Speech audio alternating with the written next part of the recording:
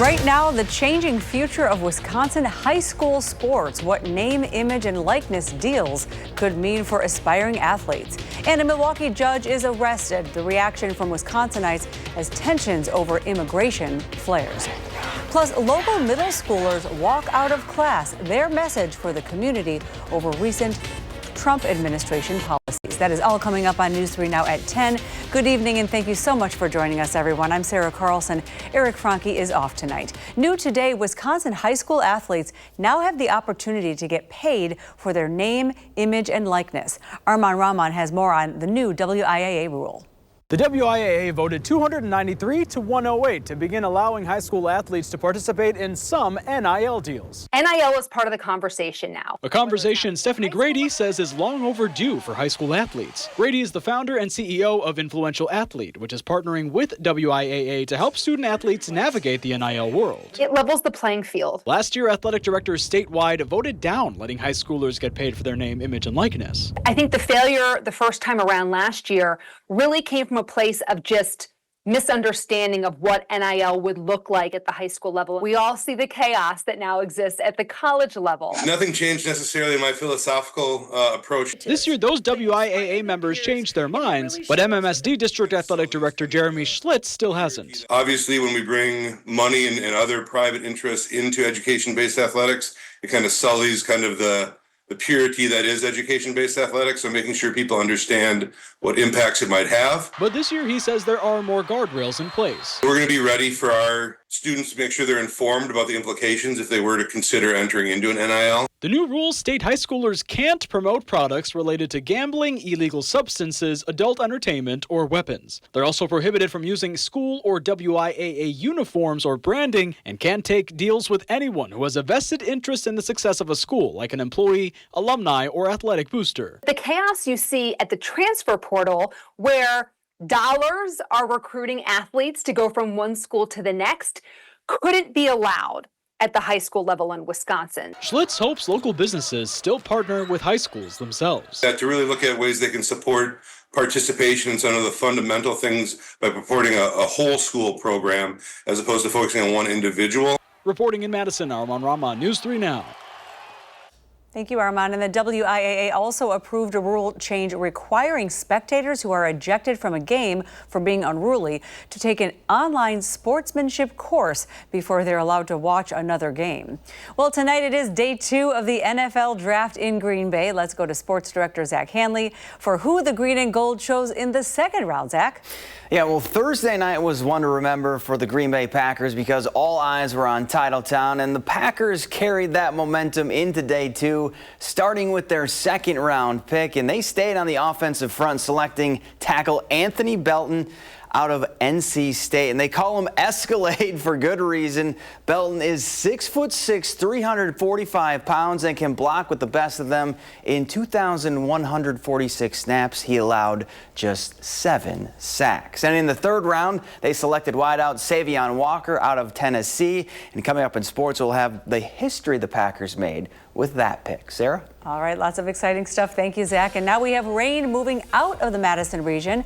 A chillier Friday night out there, though. Chief Meteorologist Alex Harrington tells us when southern Wisconsin will clear up, too. We will start to clear out right around midnight or just shortly thereafter. Clear skies is going to mean for that cooler night, Sarah, with those temperatures getting down eventually into the upper 30s across southern Wisconsin, so a touch cooler than what we experienced last night because the clouds helped hold up those temperatures. Sunny skies to start the day. I know we got to run tomorrow morning. Crazy legs with the temperatures in the lower 40s, sunny skies. Beautiful day is untapped. Beautiful day on Sunday as well at 63. But look at Sunday night.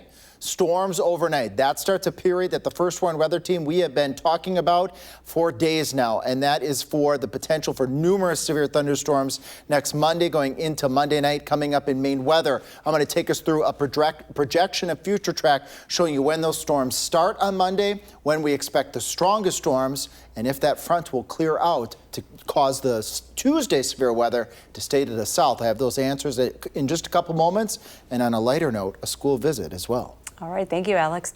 In the other news, one woman is dead after a house fire this morning in Rock County. Lakeside Fire and Rescue says they received reports from a 911 caller of a house fire on Ainsley Avenue in Milton.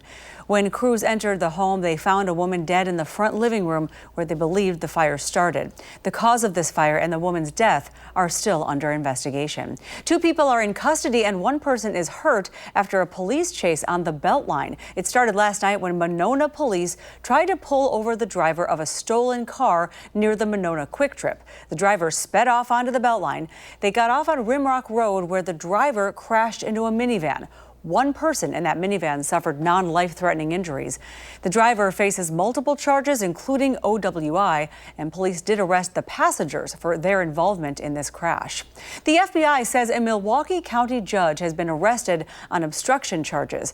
In a now-deleted post on X, FBI Director Kash Patel described what happened. Judge Hannah Dugan is accused of intentionally misdirecting federal agents away from an immigrant who was set to be arrested in her courthouse. Dugan is being charged with 2 counts, obstructing or impeding a proceeding before a federal department or agency, as well as concealing an individual to prevent his discovery or arrest.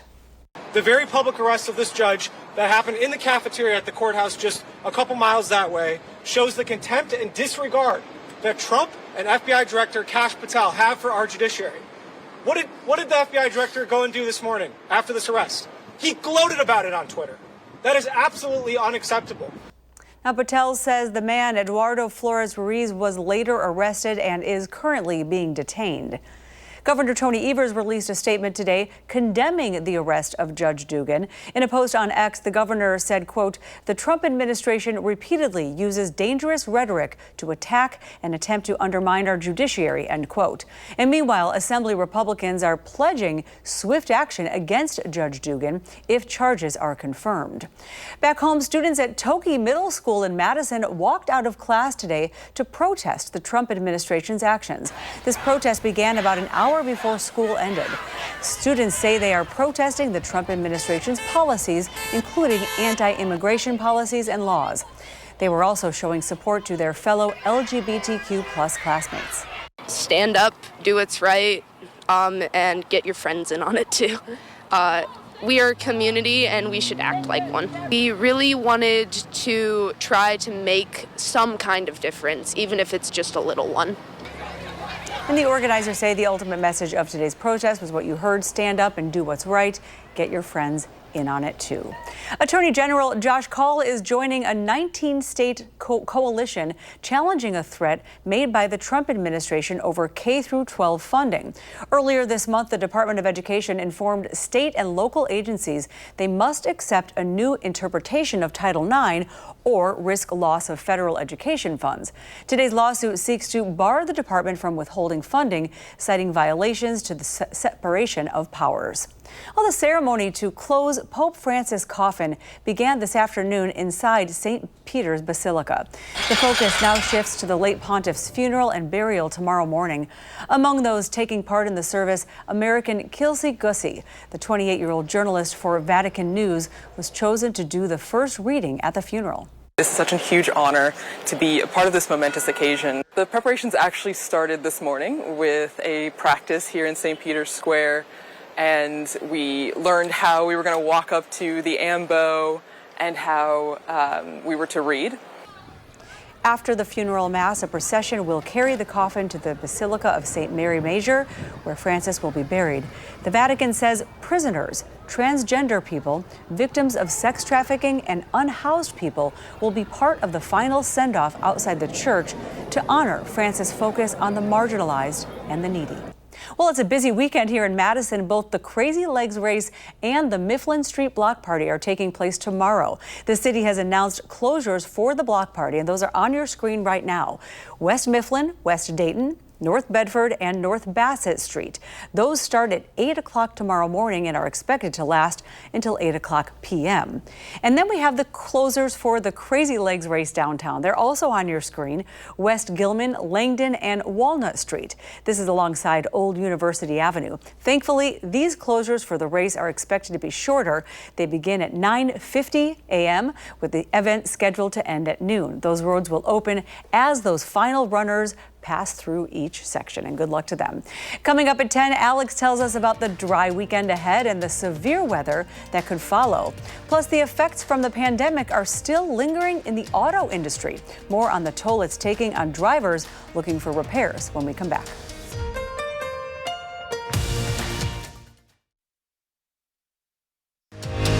You're watching News 3 Now at 10.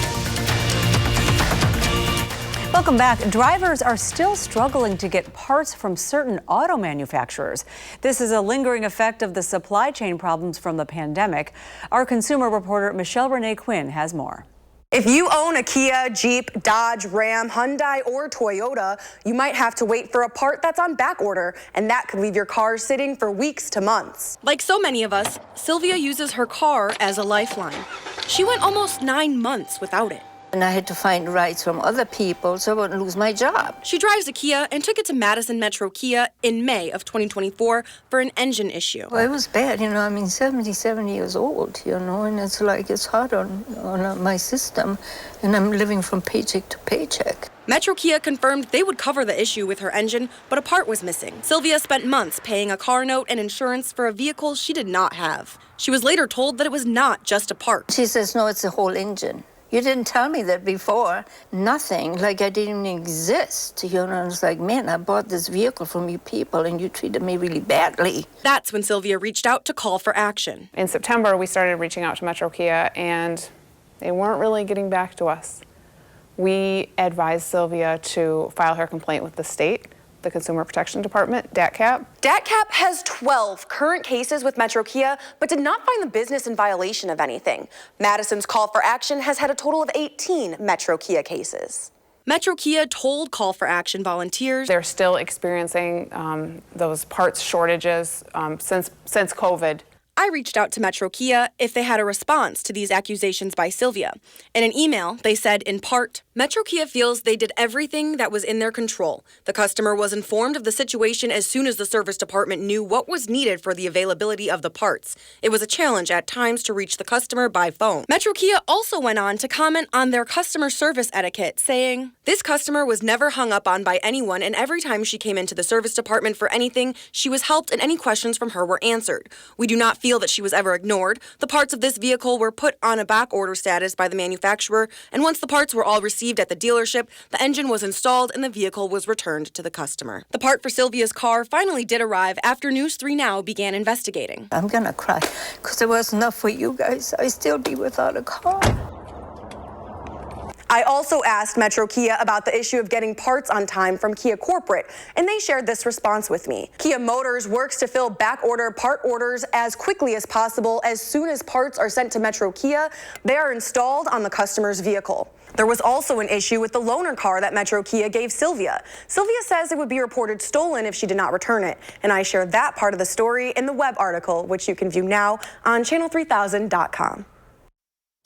Thank you. And that was our Michelle Renee Quinn reporting. If you have a consumer issue, you can call for action as well at 608-270-2833 or submit a claim anytime at channel3000.com/call-for-action. Well, we have a dry weekend ahead for southern Wisconsin and then potential severe weather on the horizon. Chief Meteorologist Alex Harrington has the details. And that severe weather threat, Sarah, southern Wisconsin is accelerating, meaning it is increasing. I'm going to show that to you just a moment. The good stuff here real quick first. 59 Saturday, 63 on Sunday. But look at the storm chance entering the picture already on Sunday night. And then we move all of our attention to alert day conditions. Numerous severe thunderstorms are expected. A first round possible Monday morning, a second round, and that's the round that will likely have the greatest impacts in southern Wisconsin and the upper Midwest. That will be Monday evening going into Monday overnight. Let's get right to it. Here's how it plays out. Monday morning, 6 o'clock in the morning, Savannah will be here. We'll be looking at scattered thunderstorms. A couple of these storms could produce large hail. Some weather models have those storms more towards the north. We may skip out on this first round, but as we fast forward then towards noon going into the early afternoon hours, Blaze will be here during the noon show, keeping an eye on radar to see if we see any thunderstorms pop up during the day. Anytime during the day on Monday, if any storm pops up, it could become severe. But it's later in the afternoon going into the evening as a strong line of thunderstorms develops out over portions of Minnesota and Iowa, racing off towards the east according to Future Track as a squall line. This squall line may have damaging winds, large hail, and a few embedded tornadoes as well. The stage is set for one or two of these storms with that tornado threat to be on the stronger side as well. As we move into the 2 o'clock morning hour, we're still seeing showers and thunderstorms. Some of these could be severe. Here's the good thing here. As we go into Tuesday, that front actually moves through, winds out of the northwest. The front coming through, pushing off to the east. That should take the severe weather threat off to the east as we go into Tuesday. So I think we'll drop alert day Tuesday. It's the focus on Monday. The isolated hail threat in the morning, the evening and overnight threat for damaging winds, large hail, and potentially a few tornadoes as well. I think the wind threat will be the highest if that thunderstorm line forms into that line with, again, the hail and the tornado risk in the moderate category. This I want to quick show you here. This is an enhanced risk of severe weather. This is a level 3. What does this mean here? This means this is still a few days out. Saturday, Sunday, and Monday. We still have 72 hours before this event. For the Storm Prediction Center to put an enhanced risk out, that just means the confidence is very high for the potential for potentially a severe weather outbreak and the potential for a few strong tornadoes from Madison, I-39, and areas off to the east. We want you to be tuning into all of our newscasts. Jake will be here tomorrow morning. Blaze will be here tomorrow evening. Jacob Sunday morning, Blaze Sunday evening, and of course, all full coverage, all hands on deck as we go into Monday, going on into Tuesday, although I think we'll drop alert day on Tuesday as that front rolls on through the area, and then conditions will improve after that. Well, we talked about severe weather today as well in Plain. So let's take a look and see what we talked about in Plain today. This is a big shout out to the students, 4K, 5K, grades 1 through 5 in middle school at St. Luke's. They had me out today to talk about weather, what a TV meteorologist does, how I forecast for severe weather. There's the famous pepper tornado experiment. There you see that little spin up right there. Look at that, Sarah. And we analyzed radar of a severe storm in Texas and talked about the likelihood of severe weather in Wisconsin on Monday, and they're all prepared with their plans for severe weather if it were to happen on Monday. Thank you so much for having me, and I think they have something they want to say to Southern Wisconsin, too. There we are. We see them on TV, and thank you so much, St. Luke's, for bringing that wonderful poster board. I have it right here. They all signed it. Isn't that adorable? Hold it up so we can see. Yeah, Look at there we all go. those names, and they were so sweet and cared. Great questions. So great to go out there. I always enjoy doing school visits. It's a wonderful part of the job to be able to go out there into the community and talk weather, and in this case, get folks prepared for Monday's potential for strong storms. Good stuff. Thank you, Alex. You're welcome. And coming up in sports, the Bucks get it done thanks to Gary Trent Jr. The Bucks' history he made in the win over the Pacers is next on News 3 Now.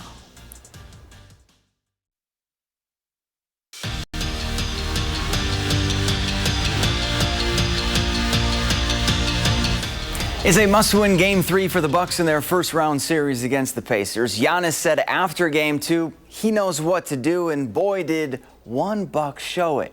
First home playoff game together for him and Damian Lillard, but it wasn't about those two. Game 3 was the Gary Trent Jr. game.